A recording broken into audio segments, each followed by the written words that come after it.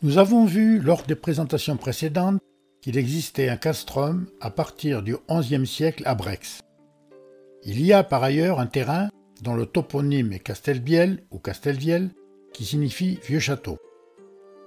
Il faut tout d'abord localiser le site, puis vérifier en remontant le temps que le toponyme Castelbiel ne se soit pas déplacé, comme c'est quelquefois le cas, et ensuite s'assurer que la topographie du site correspond au canon habituel des castrums de la région, souvent sur un site facilement défendable. Ce terrain est très boisé, ce qui rend l'étude topographique difficile. Une modélisation du terrain permet de mieux imaginer l'implantation du castrum formé du castellum et du village fortifié. Le fondement historique de la maquette est basé sur les outils de recherche historique qui sont la toponymie, c'est une science qui a pour objet l'étude de la formation et de l'évolution des noms de lieux ou toponymes. La topographie, étude et observation de la disposition ou du relief d'un lieu, des formes, des détails visibles sur le terrain, qu'ils soient naturels ou artificiels. La recherche historique dans les archives, en particulier l'étude de la charte de coutumes, complétée pour la représentation de l'habitat par les différentes reconstitutions de villages médiévaux, principalement le village dit de l'an 1000 au parc du Puy du Fou et le village gaulois de Saint-Julien.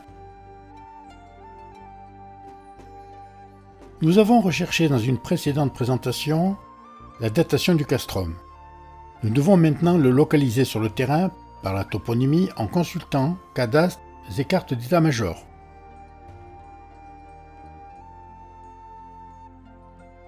Sur la carte d'état-major de 1970, il s'étend dans le bois sur le haut du coteau qui surplombe l'Arsène.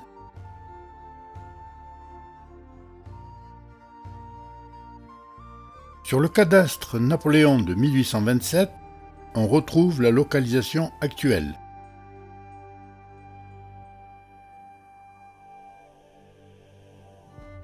Le livre terrier de 1662 est le document exploitable le plus ancien.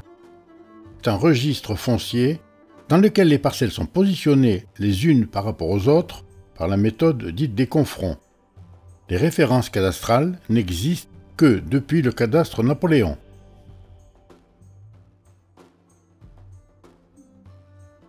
Pour chaque propriétaire, les parcelles sont mesurées, puis décrites par rapport aux 4 points cardinaux, aux parcelles voisines ou aux points remarquables, chemins, ruisseaux, etc. D'Aquillon ou Septentrion au nord, de Levant à l'est, de Midi au sud, de Cers à l'ouest.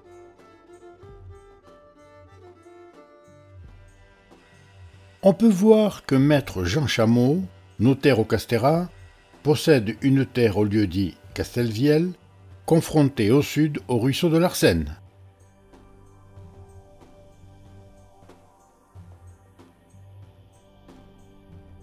De même, Jean Caillavel possède une terre au même lieu, confrontée au nord avec le chemin menant à Tille.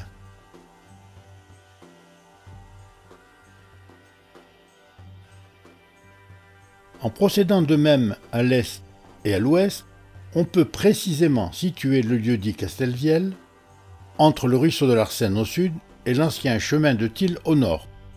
Retrouver ainsi le positionnement sur le terrain et constater qu'il ne s'est pas déplacé au cours des siècles. En 1662, cette parcelle portait déjà le toponyme Castelviel, dont l'origine remonte très probablement au castrum du XIIe, XIVe siècle.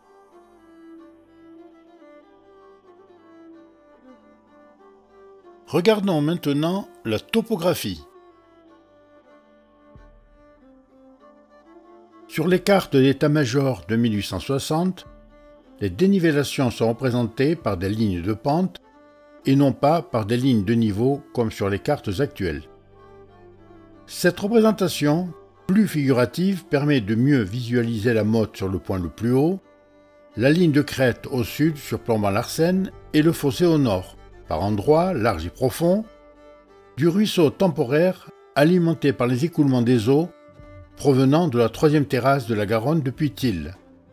Elle permet ainsi de mieux appréhender les contours du castrum. Mais elle ne fournit pas les éléments cotés nécessaires à sa transcription sur une maquette.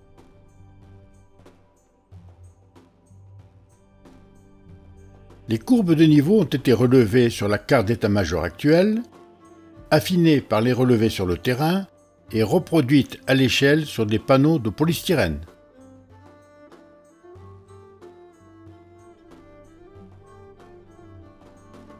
La maquette, comparée à la carte d'état-major de 1860 et à la vue satellite du site.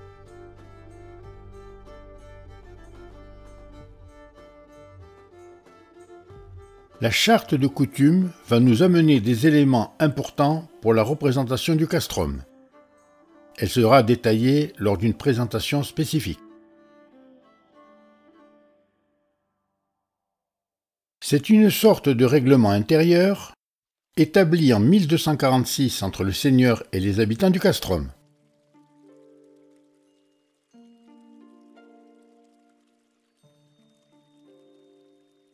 On apprend que le castrum était entouré d'une palissade et qu'il y avait une tour de guet, comme à Thil. Le seigneur et les habitants devaient participer aux frais de clôture et fournir les guetteurs nécessaires à la surveillance du site.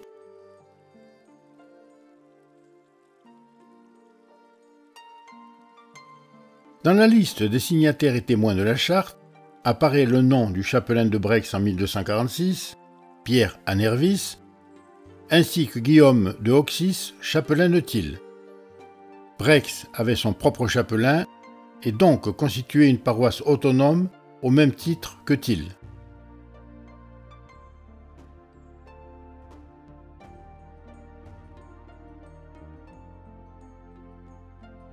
Il n'y a pas d'informations sur la chapelle, dans le castrum ou au village près de la source. Un bénitier en grès marbré a été retrouvé dans les environs sans connaître l'endroit précis. Par contre, une pierre de la même matière, exceptionnelle dans la région, a été retrouvée dans un talus au pied de l'endroit présumé du castellum. Souvent, la chapelle a été déplacée temporairement ou définitivement dans le castrum, et il est donc possible qu'il y ait eu une chapelle en remplacement ou en plus de la chapelle paroissiale près de la source. La charte de coutume nous renseigne sur le nombre de consuls qui représentaient les habitants lors de sa signature. 6 consuls de Thil et Brex assistèrent, le 26 mai 1246, à la signature de la charte de coutume, ainsi que 26 prud'hommes. En 1301, d'après Étienne Grioux, Histoire locale de Thil, Lonac, Garac, Galembruin, Cobiac, Thil avait 6 consuls et Brex 2 consuls, Guillaume Saucy et Vital Garnelu. L'estimation de la population de Thil était d'environ 250 foyers, celle de Brex serait dans un rapport 3, soit environ 80 foyers, répartis dans le castrum et dans sa zone d'influence. La charte de coutume donne quelques indications sur l'agriculture en 1246. On élevait pour la boucherie porcs, bœufs, chèvres, moutons et volailles. On cultivait la vigne, le blé et les arbres fruitiers. Les animaux de labour utilisés sont les bœufs, chevaux, ânes, mulets, mules, vaches, ânesses. L'apport des reconstitutions historiques est nécessaire et essentiel pour la représentation de l'habitat. Celles utilisées ici, le village de l'an 1000 du parc du Puy-du-Fou en Vendée et le village gaulois de Saint-Julien en Haute-Garonne, sont de bonne qualité et fiables, sachant qu'il y a eu peu d'évolution entre la période gallo-romaine et le Moyen-Âge. On peut voir ici la représentation de tours de guet, souvent montées sur une motte quand cela était nécessaire.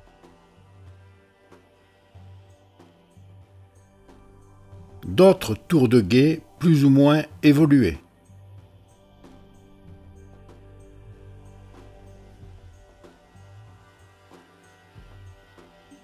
Palissade de pieux plantés en terre ou sur des murets en terre.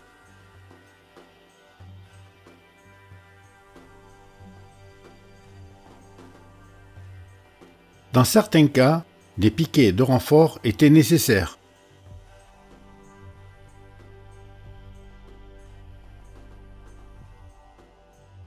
Porte d'entrée surmontée d'une hourde.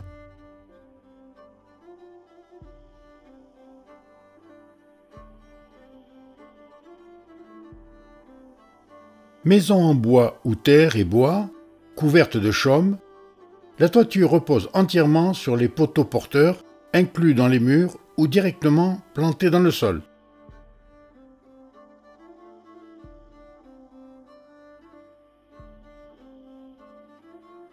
Simple faîtage sur poteaux inclinés.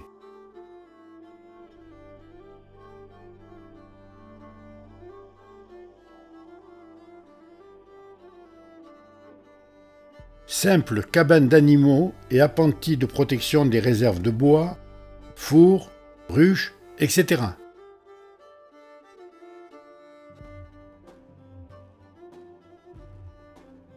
La source, élément essentiel au village et au castrum.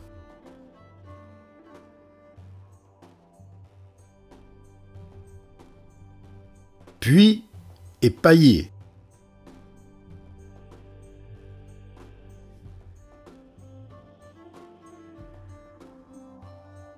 Comment étaient construites les maisons? Parmi les dernières trouvailles faites à Brex, il y a des morceaux de briques, ici à gauche, qui portent l'empreinte de tiges d'osier. Ils constituaient probablement le remplissage des plessis d'osier, appelés aussi cléonnage, ici à droite, qui servaient de cloison ou de mur.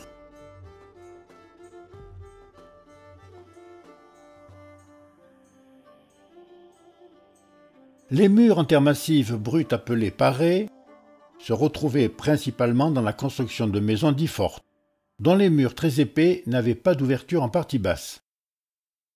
Ces constructions sont typiques des systèmes défensifs depuis la guerre de Cent Ans jusqu'aux guerres de religion. Les paquets de terre posés en couches régulières sans coffrage sont appelés gatchols.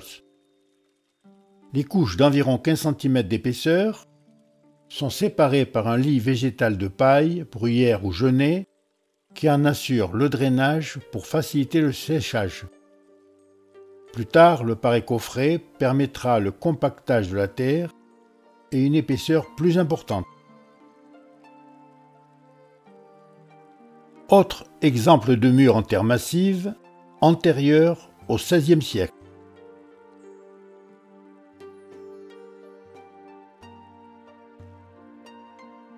Mur en terre massive d'1 mètre d'épaisseur, base probable d'une ancienne maison forte.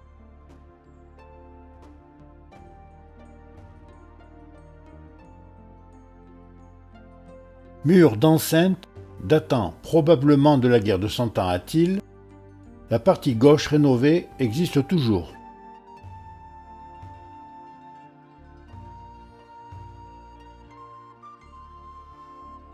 Les différents éléments que nous venons de voir ont servi de fondement historique au montage de la maquette.